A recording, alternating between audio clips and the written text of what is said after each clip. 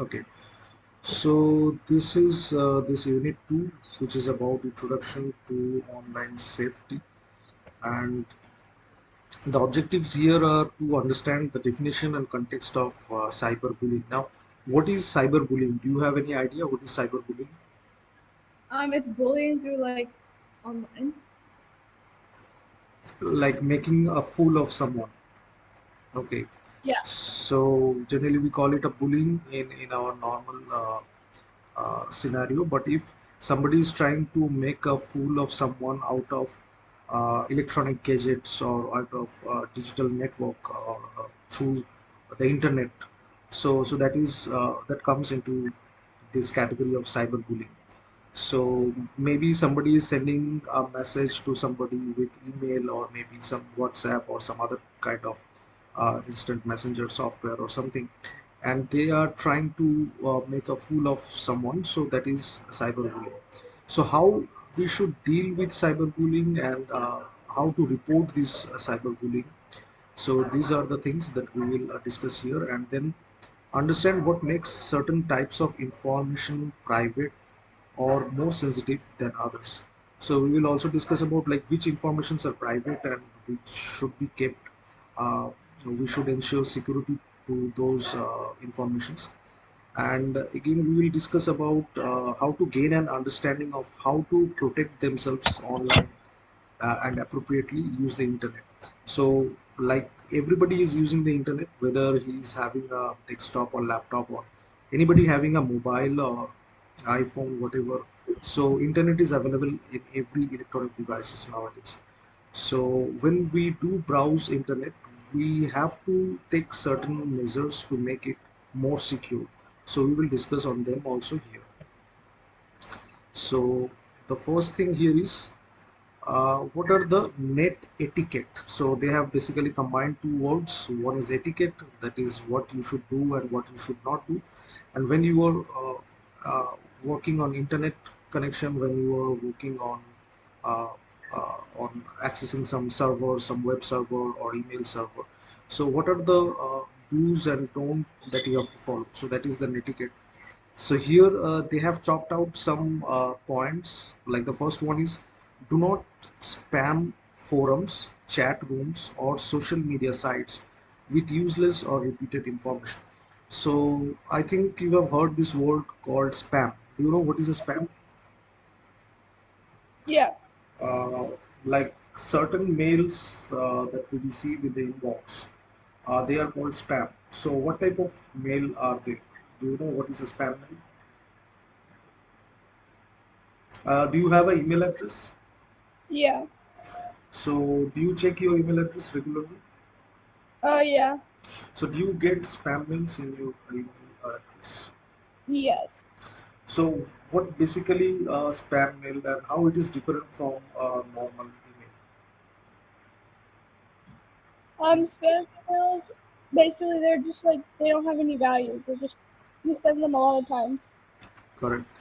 So, basically, we can say sometimes we get some unwanted mails which are useless, unwanted, or we can use the word junk mail. Can you see my notepad? Is my notepad visible to you? Yeah. Okay, so in the inbox in our email address, we sometimes receive some unwanted junk mail, and these unwanted junk mails are termed as spam mails. Okay, so What did you basically, say? these unwanted junk mails are called spam mails. Okay, so basically, it could be any mail from some promotional mail from some particular e-commerce website like Amazon or eBay or something who are promoting a new product or sending you some advertisements of some new products that has been launched so that you can buy them. So any such marketing mails or any mail which is not useful to you, maybe it is useful to somebody else, but it is not useful to you. So those mails are called spam mails. Is that clear? Yeah. So even sometimes like when we join a forum, do you know what is a forum? No. Forum is like a community. You can say it's a group. Like in WhatsApp, we do have chat rooms and we do have group chat. Or maybe people who are having a tuition from a particular teacher or somebody, or they have a chat group, WhatsApp group, and many people are member of that group. So anybody can send a message to the group, so all the member will receive the message. You do not have to send the message to each and every member separately. If you have a WhatsApp group or if you have a chat group, even in Facebook also, we can create a group in Facebook, Instagram. Do you use WhatsApp? Yeah. And what other social media platform do you use? I use messages, Instagram. Okay, Facebook also, right? I don't use Facebook. Okay, you use Instagram only. Yeah. So even I think in Instagram also there is a way by which somebody can create a group, and in that group he can send a message. So whoever is the member of that group, they will receive the message. You do not have to send the message to each and every member separately. But the thing is, sometimes it happens that we have created a group for a particular reason, for a particular purpose. Let's say for learning cybersecurity, we have created a group so that we can learn cybersecurity. So basically, the motto of the group is to share articles or sharing thoughts about cybersecurity, but somebody is sending some message which is not relevant to that group. So that message which is not relevant to that group is a spam message. So that's why it has been mentioned here, do not spam forum. So if you are in a forum or in a community or in a group, so you should maintain the etiquettes, or you should maintain the rule of that group. Whatever topic are allowed to be discussed in that group, you should only share those topic or messages on those particular uh, aspect only. You should not share other messages. So that will be considered as spam. So that has been mentioned. Do not spam forums or chat rooms or social media sites. Even like if somebody has posted an image or maybe have posted an article in a social media site like Facebook or Instagram, and you are posting a comment which is not relevant with that post. You are posting something different. Like sometimes certain people do, they do marketing on certain post. Like maybe somebody has posted something related to some religious belief, or maybe some political belief, or maybe some anything related to entertainment, but somebody is just giving a comment which is not actually relevant to that post, but it is actually he's trying to market his product. He want to sell his product. So this type of comment or this type of messages are considered as spam in a forum or in a chat room. Now the next thing, as is being mentioned, is do not pretend to be someone else. So many of us, we sometimes do have some account, maybe not in our actual name, but in some pet name, or some maybe any celebrity's name or something. So we should not be like, if we are in a forum, or if we are creating account in Instagram or something, uh, definitely you can use your pet name or some other name, but you should not imitate the identity of somebody else. You should not imitate the identity of your neighborhood person, or maybe you should not imitate the identity of a celebrity or anybody else who is actually a different person. So we should not pretend to be someone else. We can definitely hide our identity for security reasons. I don't want to give my actual residential address. I don't want to disclose my phone number. I don't want to disclose my email address.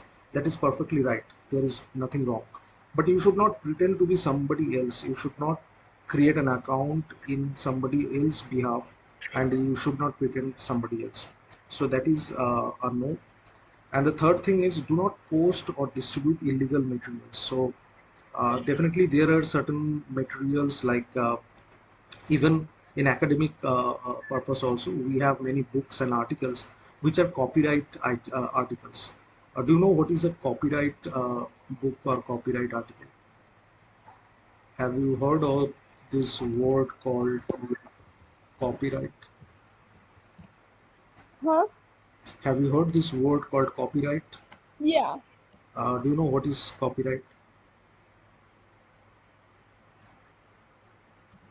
Copyright is like you can't use the name for anything else except the brand.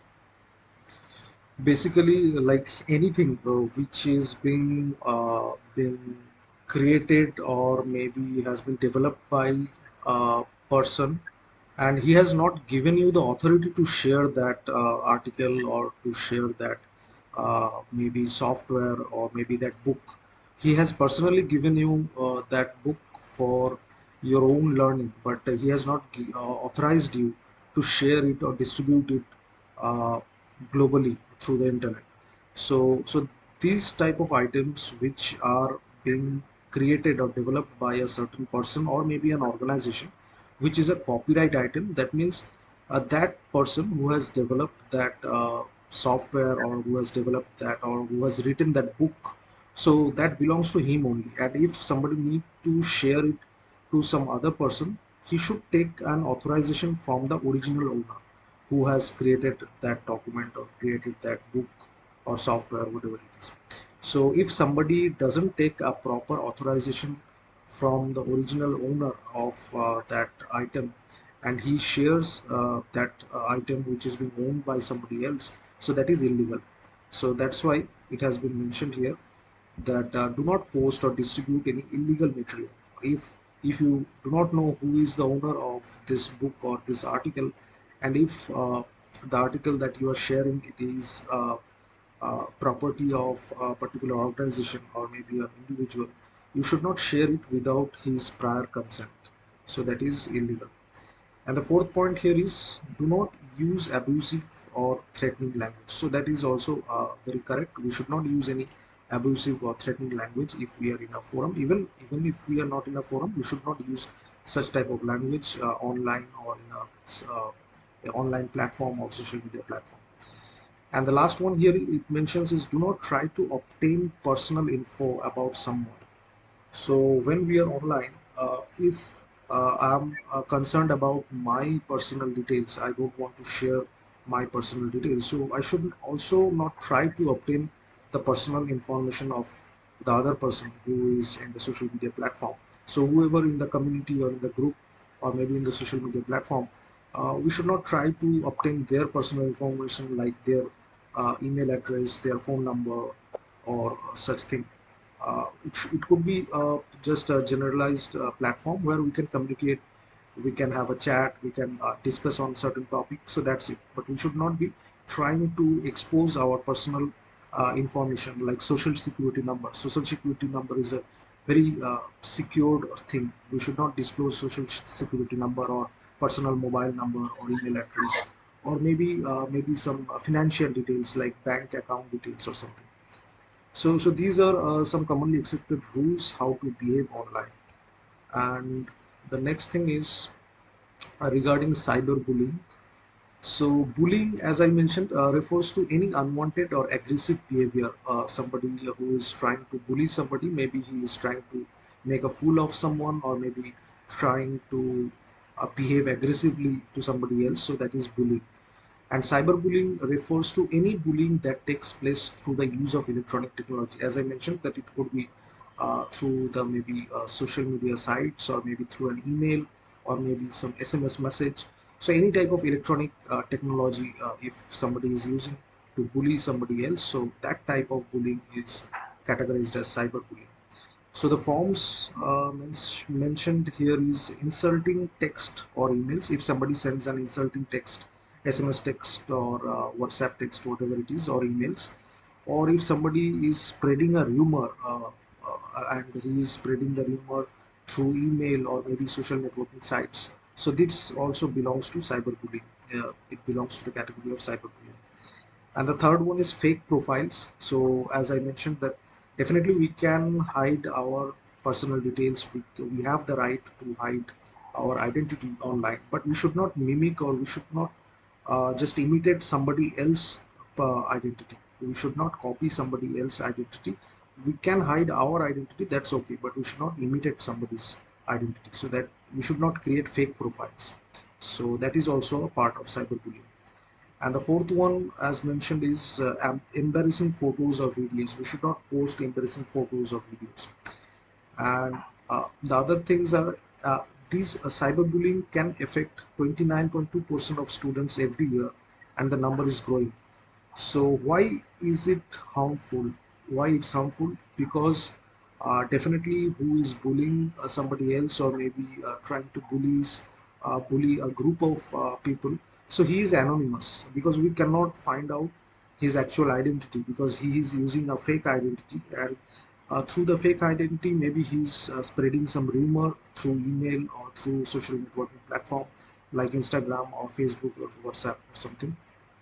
So we cannot just find the exact person's name or identity because he is anonymous. And the second thing is anybody can bully a person 24 into 7 throughout the day. There is no specific time.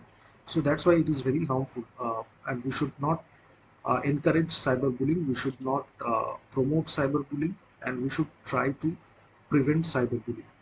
So that is this slide is all about. Now the next one is if it happens to you, what you will do, what you should do. So the steps here is do not respond to any messages, posts or email that you do not know who they are from. So as I mentioned, like in email also, when you check your email, so if you get some email which is you do not know who has sent, the person name, the sender name that is being mentioned in the email, if that name is not known to you, you have never heard that name before, and it is a mail from somebody who is unknown to you, who is not known to you. So those mails we should not open, because sometimes what happens is within those mails there could be some phishing links, or there could be some malicious software attached to in those mails. Even in social media platforms also, like if somebody is sending you some message or maybe sending some hyperlink. Do you know what is a hyperlink? It's like when you link something to like a word. Correct. So, like when we are reading an article in any website or something, and certain text they come in blue color or something, and if you just keep your mouse cursor on that text, so there is a URL link behind the text. So those link which are hidden within the text, the written text in an article, so those link are called hyperlink. So if you just click on those textual words in a paragraph in a website or something, so you will be redirected to some other URL link. So again, there is a term called URL. Have you heard of URL? Yeah, it's like a link how you can go to a certain website or image or anything. Correct. So it is called Uniform Resource Locator. Basically, it is an exact location of a particular web page in the internet. So when we type something like HTTP and is at colon and then to front slash and then maybe www, any website, let's say yahoo.com or msn.com. So this is a URL link. This entire thing starting from HTTPS till the domain name. Even it may have some page also, like maybe login page. There could be a login page, login.php or something. So this entire thing is called a URL link. It is a uniform resource locator. It is the exact location of this page, which is called login.php in the internet. So that's why it is called a URL link. So coming back to here, what we can do is we should not respond to any messages or posts or emails that we do not know who has sent, if it has been sent by some unknown sender. And we should block offenders. Like even in social media platforms also, you might get these options as is has been shown here. Is this post about you or a friend? And then there are options. Yes, this post is about me or a friend. I don't like this post. It's harassing me or it's harassing a friend. So you can select these options in the social media platform. Even there could be other options like no, this post is about something else, violence or harmful or hate speech. So you can select this and you can click continue. So this is a way to block the offender. If you see somebody is sending a message which is not appropriate, and it is not allowable in a forum, so you can block them. Even in emails also, when we check emails in, do you have a Gmail ID or MSN or Hotmail ID? I have Gmail. Gmail. So when you check your Gmail also, there also you will see when you open a mail, in the right hand side top corner, there are three dots. And if you click on those three dots, there will be options like if it is a spam mail, if you think it is a spam mail, you can mark it as a spam, or maybe you can delete it, or maybe you can block that sender, so that next time when the sender sends you mail, that mail will not come into inbox. Maybe it will go to spam folder or some other folder. So these things are possible. We can set certain parameters to block offenders. The third point here is document and report the behavior so it can be addressed. So if you think this thing is getting repeated twice or thrice, you have blocked a certain sender from sending some inappropriate message, but still he is able to send a message. So in that case, you can document it. You can take a screenshot of those messages that are coming to you repeatedly, even after setting up some blocking settings in the application, in the Facebook or maybe in the Gmail, whatever it is. If still it is not getting blocked, so you can take some screenshot, you can document it, and you can report it to the proper authority in Gmail. Any service, whether it's a Gmail or whether it's Facebook or whether it's Instagram, every portal does have a customer support or a help desk forum. So you can document it, and you can inform the help desk, the customer support uh, section. You can just create a ticket, and you can report them that I have blocked this sender, but still I'm getting messages. So this is also an activity that we can perform. And the last one here mentioned is flag the content so other people are hurt by it. So even there is an option called flagging. So you can just mark a message, or you can just mark a mail which you think is not a rightful mail. You can flag it. You can mark it as spam. In Gmail there is a option called mark as spam. So if you select mark as spam, so you are actually flagging that mail, so that that mail, if somebody else, this the same mail is being forwarded to somebody else, so Gmail, uh, the Gmail server will identify this mail as a spam mail, and it should not deliver that mail in the inbox to other recipient. So that is how we can flag the content. So these are certain steps by which we can try to prevent cyberbullying if it happens to us.